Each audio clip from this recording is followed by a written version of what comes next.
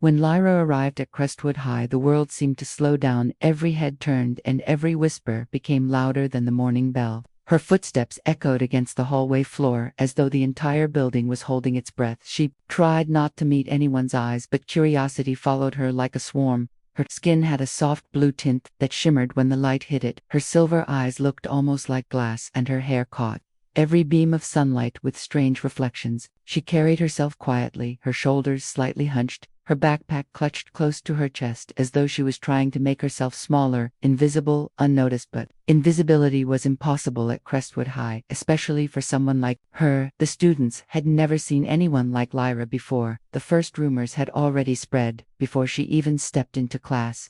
They said she was from one of the colonies off Mars. Others whispered that she was a government experiment, that she had powers, that she could read minds or control light. Some said she was dangerous. Most just thought she was weird. Lyra had left her home planet only months ago. Her people had finally been allowed to study alongside humans for the first time, and she had volunteered, thinking it would be a chance to build peace, to prove that different did not mean wrong. But standing there in that crowded hallway, she felt the heavy weight of every stare pressing against her skin, and she realized peace was harder than she imagined. Her first class was Earth history. The teacher smiled politely, but even he struggled not to glance too long at her face. When she sat down, she could feel eyes burning into the back of her head. Someone whispered something about aliens invading schools. Another voice laughed. She bit the inside of her lip until it hurt, pretending she didn't hear. She opened her notebook, but her hands were shaking slightly. She had practiced human handwriting for months, but the letters still curved differently. Her pen moved slower than everyone else's, and she could sense that people noticed at lunch. She walked through the cafeteria line in silence, the air filled with chatter and the smell of food that still seemed strange. To her, the cashier stared a second too long when she handed over her tray.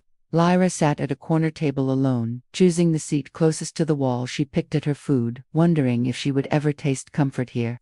The laughter of students bounced around the room, one table at the center louder than the rest. It was the group that everyone watched, the popular ones, the ones who didn't need to be told. They ruled the place. One of them, a tall boy with a jacket covered in sports patches, leaned back in his chair and watched her. His smile was thin like a blade. Lyra could feel it cutting through her quiet.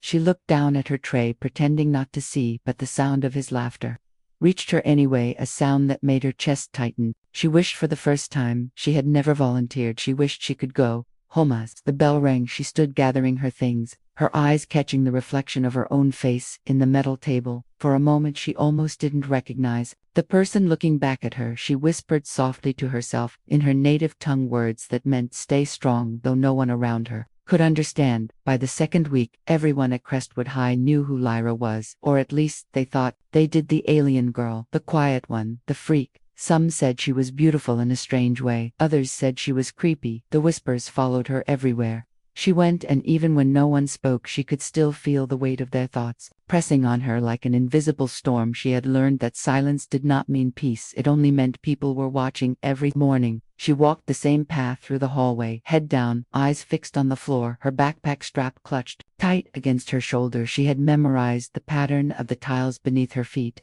because looking up meant meeting stairs, and meeting stairs meant hearing laughter. She wanted to believe it would get better, that humans were simply curious and would grow used to her, but curiosity had long turned into cruelty. One afternoon she found her locker covered in sticky notes, with words she could not repeat, words written in colors that bled into one another, the letters harsh and uneven. She stood there frozen for a long time, just staring at them, while the hallway buzzed with movement. No one stopped to help, but she could feel eyes glancing her way, and smirks hiding behind fake conversations. She peeled one note off with trembling fingers, crumpled it in her hand, and whispered under her breath, "I am not what you think I am." But the words did not matter. No one cared to listening. Cluff. She sat at the edge near the window where sunlight spilled across the desk. She would stare out at the clouds, wondering how far home was from here, how long light would take to reach her mother's garden, her father's workshop. She missed the quiet hum of her planet, the air that shimmered with colors unseen by human eyes. Here everything felt dull, gray, heavy. She wanted to breathe, but each day felt tighter than the one before. The bullies had names. She learned them quickly because they liked her too. They were loud, confident, and unafraid to make a show of their power. They mocked her accent, they mimicked her soft voice. One even threw a paper ball at her head during a lesson. The teacher told them to stop, but the smirks never faded, and when class ended, one of them whispered too close to her ear, "Go back to your planet before someone makes you regret staying that night." Lyra sat on her bed, staring at the glowing symbol on her wrist, a reminder of where she came from. It pulsed faintly like a heartbeat. She wondered if anyone there could feel her sadness through it. She wanted to believe connection was possible across worlds, but maybe she was truly alone and still. She got up every morning, brushed her hair, tied it the way her mother taught her, and walked back into Crestwood High. She did not know why she kept going. Perhaps because quitting would mean they had won. Perhaps because somewhere deep inside her, there was still a flicker of hope that someone would see her for who she was, not for what she looked like. It was a Friday afternoon when the air in the cafeteria felt heavier than usual, the kind of day when everything seemed louder, the laughter, the clatter of trays, the endless chatter that filled every corner. Lyra walked in quietly, as she always did. Her steps light, her eyes focused on the floor. She tried to ignore the stares, the whispers, the slight hush that followed her presence like a wave. She carried her tray to the farthest corner where the light from the windows cast soft patterns on the table. She liked sitting there. It made her feel invisible for a few minutes. But that day the quiet corner did not protect her. The same group of boys from the hallway spotted her from across the room. They were laughing loudly, showing off for the others. Their leader, the one with the sharp grin and the jacket full of sports patches, noticed her immediately. His eyes glinted with cruel amusement. He nudged his friends, whispering something that made them laugh harder. Then they all stood together.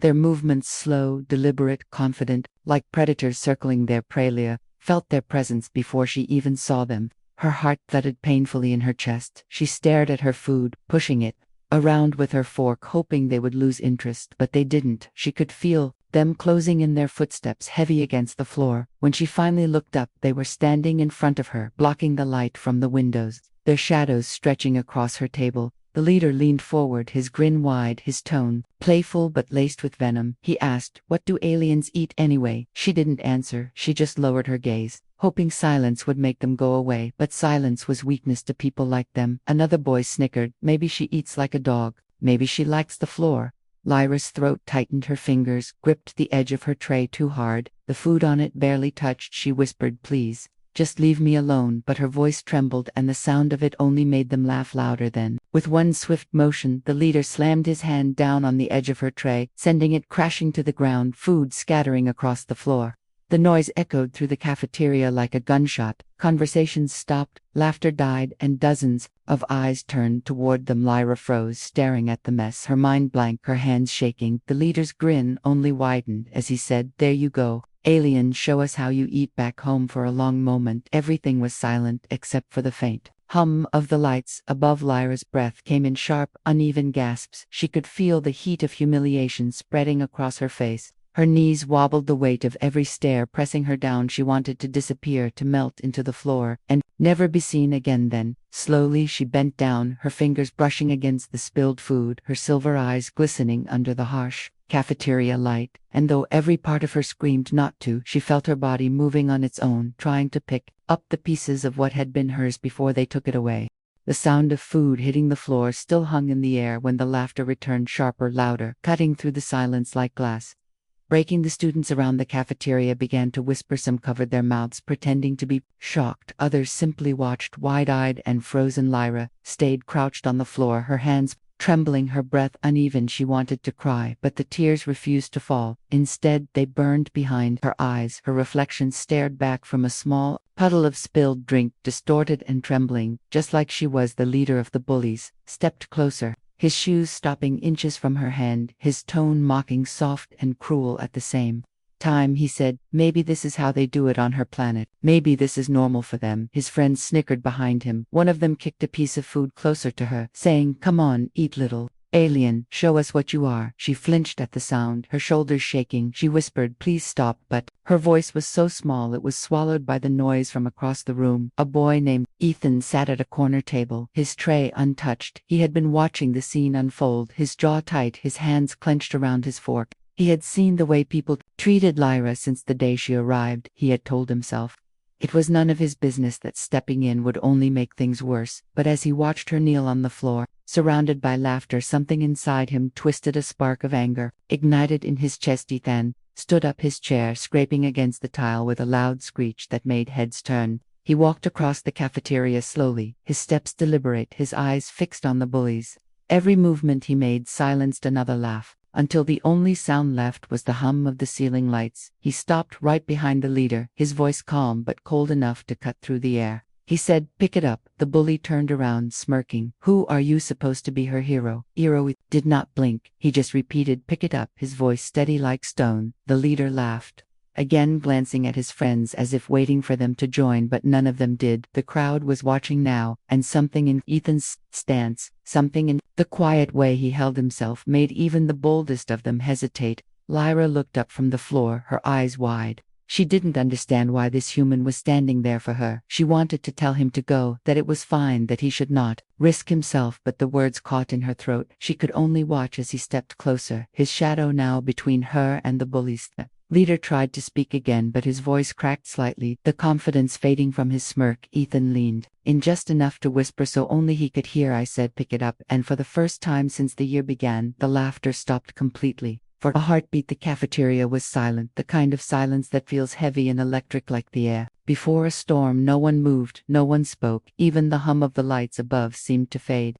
Ethan stood in the middle of it, his eyes locked on the leader of the bullies, who still tried to keep his smirk, though it was weaker now, forced, like a mask that no longer fit. He looked around at his friends, waiting for them to laugh to back him up, but their eyes had already shifted away. None of them wanted to be the first to move. Ethan stepped forward just enough for his shadow to fall across the spilled food, his voice calm but firm. "You think this makes you strong," he said, his words carrying through the room. "You think hurting someone different makes you important." The leader scoffed, trying to recover his pride. He said, "She does not belong here, and neither do you if you are taking her side." His tone was sharp, but the edge of fear trembled beneath it. Ethan did not flinch. He simply shook his head and said, "She belongs here more than anyone who treats people like this." Lyra still knelt on the floor, her eyes wide and uncertain. She had never seen a human face danger for her before. She had always been the one to shrink, to hide, to stay silent, but now someone was standing between her and the cruelty she had learned to endure. The moment felt impossible, unreal. Her heart thudded in her chest, not from fear but from something unfamiliar, something close to hope. The leader glanced around again, seeing the faces staring back at him, but now the crowd was different. Some of them looked uncomfortable, others ashamed, a few even angry. The power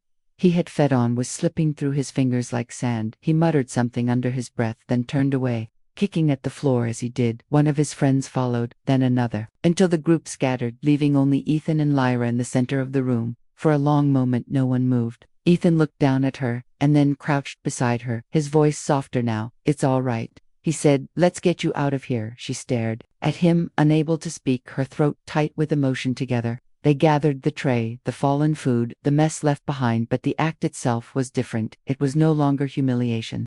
It was a quiet reclaiming of dignity. As they stood, the crowd began to move again, but the sound was different. Whispers of disbelief and guilt threaded through the air. Ethan helped Lyra carry her tray to the counter, where she placed it down, her hands still shaking. He looked at her and smiled, just a small, reassuring smile that said, "You are not alone anymore." Lyra met his gaze, and for the first time since she had come to this world, she felt seen, not as a curiosity or an outsider, but as a person. Someone worth defending, someone who mattered, and in that single moment she understood that one act of courage could change everything. The cafeteria slowly returned to its rhythm, but nothing truly went back to normal. People whispered as Ethan and Lyra left, some with awe, others with disbelief, a few with quiet guilt. The bullies avoided looking at anyone, their confidence cracked open for all to see. The echo of what had happened stayed in the air long after the bell rang. It hung like smoke, something no one could quite name, but everyone could feel. Lyra walked beside Ethan through the hallway, the noise around them fading into a blur. Her hands still trembled slightly. She had never expected anyone to stand up for her. She kept glancing at him, unsure what to say. He seemed calm, though his jaw was tight, and his eyes still held that same fire from before. She wanted to thank him, but the words tangled in her throat. Finally she managed a quiet, "You did not have to do that." He looked at her and said, "Yes, I did." They reached her locker and stood there for a moment in the soft hum of the lights above, neither knowing what came next. She asked softly, "Why would you risk it? Everyone saw what you did. They will go after you too." Ethan shrugged, a small, tired smile crossing his face. "Maybe they will, but maybe they needed to see that someone had to stand up first." His tone was simple, but it carried weight, the kind that left an impression that lingered. Word spread quickly through the school by the end of the day. Everyone had heard about the cafeteria incident. The story changed as it passed from one person to another. Some said Ethan had punched the bully. Others said Lyra had used alien powers to fight back. Neither version was true, but the truth no longer mattered. What mattered was that for the first time, people began to see her differently. She was no longer just the alien girl. She was the girl someone had defended, the girl who had made the bullies back down. When Lyra walked into class the next morning, the stares were still there, but they felt softer, less sharp. A few students nodded at her. One even offered her a seat beside them. She hesitated, unsure if it was real, if it would last, but she accepted and sat down. For the first time since her arrival, she did not sit alone. Ethan, meanwhile, found himself the center of attention. People he barely knew came up to him, patting his shoulder, saying they would have done the same. Even though they never had, he smiled politely, but inside he felt the quiet ache of truth. He knew most of them would have stayed silent just like before. Still, he hoped maybe things could change. Maybe one act could spark another. Lyra watched him from across the room as sunlight spilled through the window, catching the faint shimmer of her skin. She realized that courage was not loud. It was quiet, steady, and human, and sometimes it came from the most unexpected place. The days that followed felt different for Lyra. The air around her seemed lighter, yet fragile, as if one wrong step could shatter it. The stairs in the hallway no longer carried the same venom, but curiosity still lingered. Whispers still followed, but now they were mixed with something else, a quiet kind of wonder. The story of the cafeteria had become a legend, spreading through the school in a dozen different versions, each more dramatic than the last, and though most of them were wrong, they all ended the same, with one human standing up when no one else did. Lyra began to notice small changes, small but powerful. One girl smiled at her in the morning and offered a seat on the bus. A boy she had never spoken to asked her about her homeworld. During science class, she answered softly, unsure if it was safe to share, but when he listened with real interest, she felt a flicker of warmth deep inside her. For the first time, she thought maybe she could belong here, maybe she could build something. Really, Thon noticed the change too. He watched from a distance as people began to approach her, cautiously at first, then with genuine curiosity. He did not try to be the center of attention. He simply existed quietly near her, making sure no one crossed the line. Again, though he never said it out loud, he felt responsible in a way, not because she was weak, but because he had seen what it looked like when everyone else turned away. And he never wanted to see that again.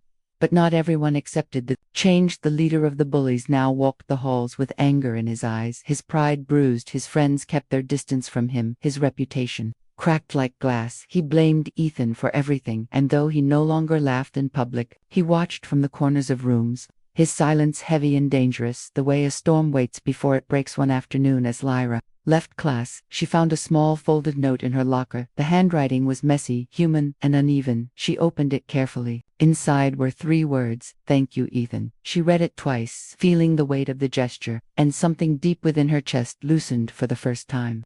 She smiled, not because she was trying to fit in, but because she felt it truly. Later, the day, she sat beneath the large oak tree behind the school, the one place where the air felt clean, where the sounds of laughter could not reach. She looked up at the pale sky streaked with faint clouds that reminded her of home. She thought of her people, of the reason she had come here, to understand humans, to build peace. And though the world still felt strange and full of sharp edges, she finally believed it was possible. From the window above, Ethan saw her sitting alone, the light catching the faint shimmer of her skin, and he thought she looked less like an outsider and more like something human in spirit, something brave, something good. The peace that settled over Crestwood High did not last long. Beneath the surface, something darker began to stir. The leader of the bullies, whose name was Mason, had not forgotten the humiliation in the cafeteria. He replayed it every night in his mind, the sound of laughter dying, the way everyone had looked at him the moment Ethan made him back down, ate at him like a wound that refused to heal. His friends had stopped hanging around him. Their silence felt worse than insults. He blamed